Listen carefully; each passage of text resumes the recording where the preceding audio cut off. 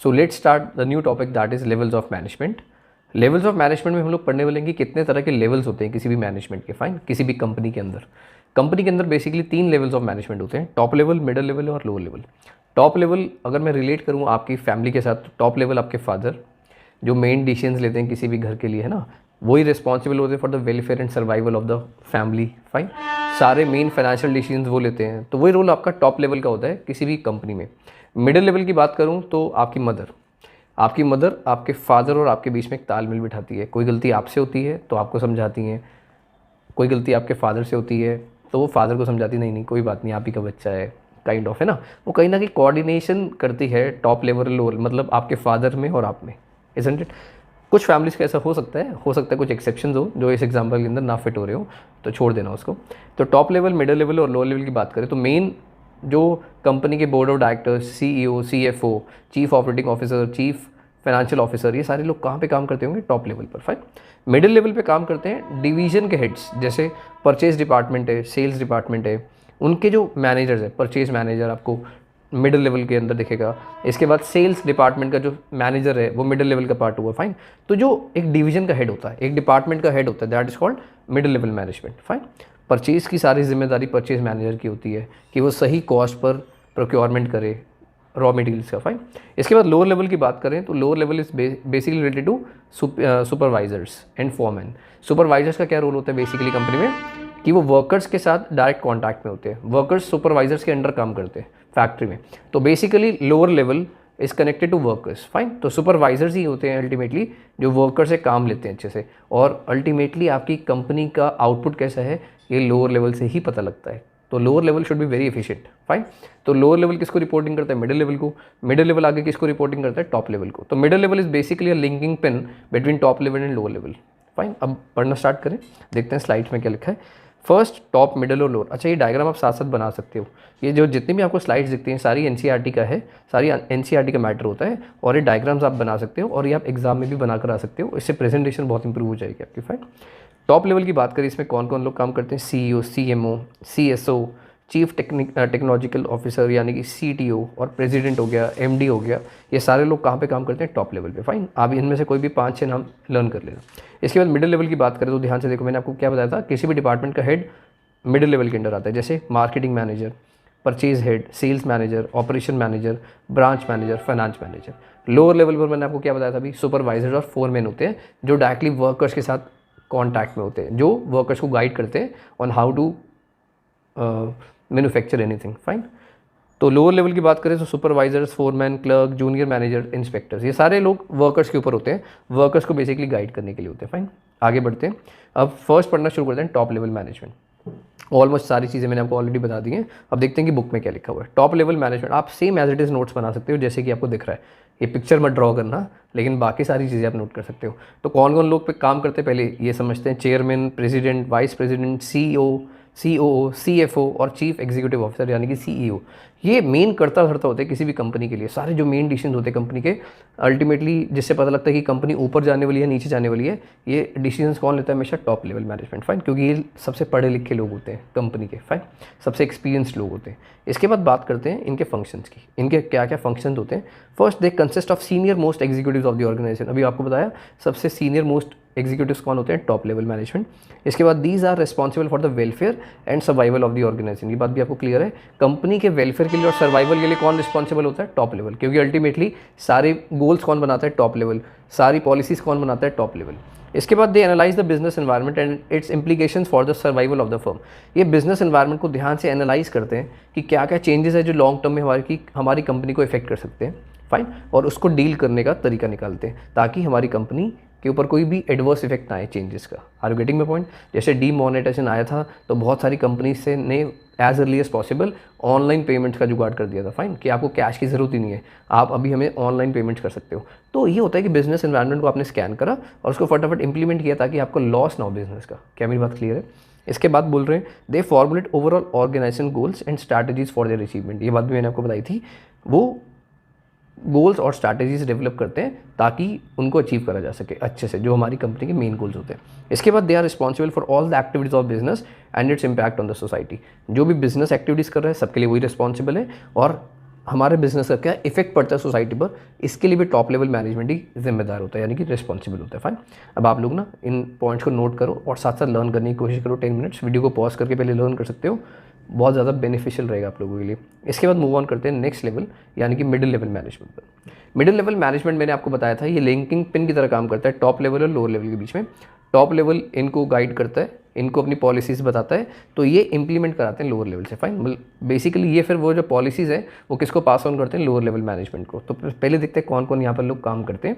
Production manager, sales manager, purchase manager. जैसे मैंने आपको बताया था, किसी भी डिपार्टमेंट का मैनेजर या उसका head is a part of middle level management. अब फंक्शंस पढ़ते हैं जो कि सबसे इंपॉर्टेंट है। First, act as a linking pin between top and lower level manager. ये बात आपको क्लियर है, टॉप लेवल मैनेजमेंट और लोअर लेवल मैनेजमेंट के बीच में कौन आता है, middle level management.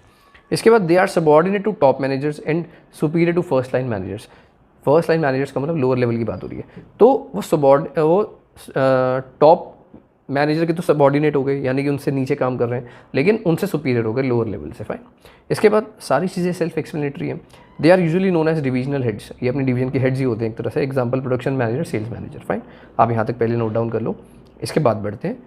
This management is responsible for implementing and controlling the plan and strategies developed by top level as well as for the activities of first line managers. ये जो management है वो रिस्पॉन्सिबल होती है किसके लिए, implement करना और कंट्रोल करना, किसको, प्लान्स और स्ट्रैटेजीज को, जो डेवलप किसने करी थी, टॉप लेवल ने, और इनको पास ऑन करी थी, तो उसको लागू करना, उसको इंप्लीमेंट करना इनके हाथ में होता है। फाइन, ये इनकी जिम्मेदारी होती है। As well as for the activities of first line managers. और लोअर लेवल मैनेजमेंट क्या कर रहा है, वो भी मिडिल लेवल चेक करता है। Are you getting my point? इसके बाद their main task is to carry out the plans formulated by top level managers. For this they need to, important points हैं, वो कह रहे हैं उनका मेन टास्क क्या होगा, उन प्लान्स को फॉर्मुलेट करना, इंप्लीमेंट करना जो इनको टॉप लेवल ने दिए हैं, उसके लिए इन्हें क्या क्या करना होता है। सबसे पहले देखते हैं, उन पॉलिसीज़ को इंटरप्रेट करते हैं जो टॉप लेवल इनको दिए, एग्जैक्टली उसका सही मायने में मतलब समझते हैं। इसके बाद ensure that there department has a necessary personal, और फिर चेक करते हैं कि हमारे डिपार्टमेंट के पास उतने लोग हैं जितने हमें चाहिए होंगे। Assign necessary duties and responsibility to them, और फिर उनको काम अलॉट करना, काम बांटना। Motivate them to achieve the desired objectives. Obviously बात है, ये लोग अपने एम्प्लॉयज़ को मोटिवेट करते हैं कि आप ये काम अच्छे से करो, मिनिमम कॉस्ट और एज अर्ली एज पॉसिबल उस काम को करके दिखाओ, यानी कि optimum utilisation of resources follow करते हुए।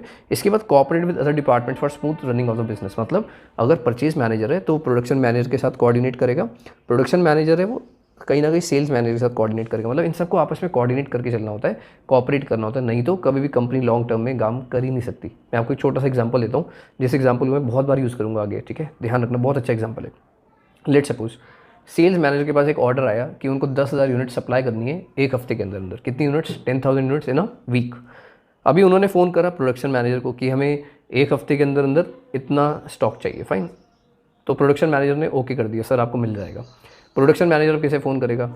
परचेज मैनेजर को कि आप फटाफट से रॉ मटेरियल खरीदो और फटाफट से हमें दो ताकि हम प्रोडक्शन स्टार्ट कर पाए। और अब लेट सपोज परचेज मैनेजर बोलता है कि मैं तो बाहर जा रहा हूँ, मैं तो आऊँगा ही एक हफ्ते के बाद।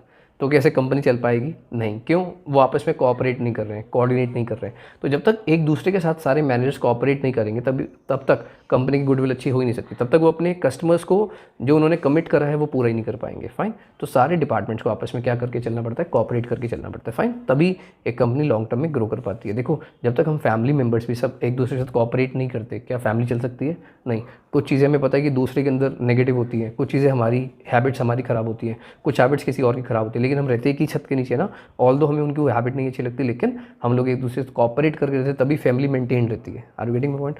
अच्छी तरह समझ पा रहे हो तुम। अब तुम्हारे दिमाग में कोई घूम रहा होगा जिस पे तुम्हें बहुत गुस्सा आता है घर में, और ऐसा एक ना कि मेंबर ज़रूर होता है घर में जिसकी सबसे बचती है। आगे बढ़ते, लेकिन खैर कुछ कर नहीं सकते, cooperation is the only way. आगे बढ़ें, तो अब आते हैं लोअर लेवल मैनेजमेंट पर। अब आप वीडियो को पहले पॉज करके ना मिडिल लेवल लिख कर नोट्स बनाकर उसको लर्न कर लेना। अब आते हैं लोअर लेवल मैनेजमेंट पर। आपको बताते हैं इसमें कौन लोग काम करते हैं, सुपरवाइजर और फोरमैन, जो बेसिकली वर्कर्स के ऊपर होते हैं, बेसिकली वर्कर्स को गाइड करते हैं कि उन्हें काम कैसे करना है। फाइन, क्या फंक्शंस इनके देखते हैं। Supervisory management plays a very important role in the organisation since they interact with the actual workforce. भाई काम कौन कर रहा है एक्चुअल में, कौन बना रहा है आपके लिए? वर्कफोर्स बना रही है, जो लेबर है। लेबर के साथ कौन कॉन्टैक्ट में है? लोअर लेवल मैनेजमेंट यानी कि supervisors. And pass on the instructions of the middle management to the workers, है ना। मिडिल लेवल मैनेजमेंट ने लोअर लेवल मैनेजमेंट को इंस्ट्रक्शन दी है कि हमें ऐसा काम चाहिए। अब अल्टीमेटली काम करवाना इन्हीं के हाथ में होता है। फाइन, काम देना बहुत आसान होता है लेकिन काम एक्चुअल में कराना बहुत टफ होता है। फाइन, उसमें बहुत सारे चैलेंजेस होते हैं। तो वो सारे चैलेंजेस कौन फेस करता है? लोअर लेवल मैनेजमेंट, क्योंकि वो अल्टीमेटली वर्क फोर्स के साथ काम कर रहे हैं। Through their efforts quality of output is maintain. आपको मैंने बताया था आउटपुट की क्वालिटी किस पर डिपेंड करेगी? लो लेवल मैनेजमेंट पर। Wastage of material is minimised, wastage को कम से कम रखा जाता है। And safety standards are maintain. Fine, जो भी उनके स्टैंडर्ड्स होते हैं, सेफ्टी स्टैंडर्ड्स को मेंटेन करके चलते हैं। इसके बाद the quality of workmanship and quantity of output depends on the hard work, discipline, loyalty of the workers. ये बात मैं आपको ऑलरेडी बता चुका हूँ भाई, आपके अच्छे क्वालिटी के वर्कर्स हैं तो ही आप अपने टारगेट्स को पूरा कर पाओगे, क्योंकि वही आपको एक अच्छा आउटपुट बना कर देंगे जिसको आप सेल कर कर अपनी गुडविल मेंटेन कर सकते हो। फाइन, और अपने ऑब्जेक्टिव्स को पूरा कर सकते हो। What it. तो होप सो बहुत ईजी लगा होगा आपको। 3 लेवल्स पढ़े हमने, फटाफट से बताओ। Top level, middle level, low level. फटाफट से आपको क्विक रिव्यू देता हूँ। टॉप लेवल मेन स्ट्रैटेजीज बनाता है, उसको पास ऑन करते हैं मिडिल लेवल को। सारा करता धरता कौन होता है? टॉप लेवल, है ना। Top level is responsible for the welfare and survival of the organisation. Goals बनाना टॉप लेवल के हाथ में है। फाइन, स्ट्रैटेजीज को बनाना टॉप लेवल के हाथ में। वो किसको पास ऑन करता है सारी चीज़ें? मिडिल लेवल को। मिडिल लेवल फिर अल्टीमेटली क्या करता है? देखता है कि जो टॉप लेवल से हमें इंस्ट्रक्शंस आए हैं उसको ध्यान से एनालाइज करता है, चेक करता है कि मेरे पास इतनी वर्कफोर्स है, फिर उनको मोटिवेट करता है, उनको काम अलॉट करता है, मोटिवेट करता है और फिर उनसे काम कराता है। फाइन, ये ऊपर वाले इंस्ट्रक्शंस आगे किसको प्रोवाइड करते हैं? लोअर लेवल मैनेजमेंट को। Lower level management is ultimately responsible for the quality of output. Fine, क्योंकि लोअर लेवल मैनेजमेंट में कौन काम करे? सुपरवाइजर और फोरमैन। ये अल्टीमेटली वर्कर से काम कराना जानते हैं। तो अल्टीमेटली ज़्यादा जिम्मेदारी लोअर लेवल मैनेजमेंट की होती है कि हमारा आउटपुट अच्छे से अच्छा बने with minimum wastage. Fine, hope so आपको अच्छे से क्लियर हो गया होगा। और अब मिलते हैं हम नेक्स्ट वीडियो में। आप लोग पहले अच्छे से लेवल्स ऑफ मैनेजमेंट लर्न कर लो।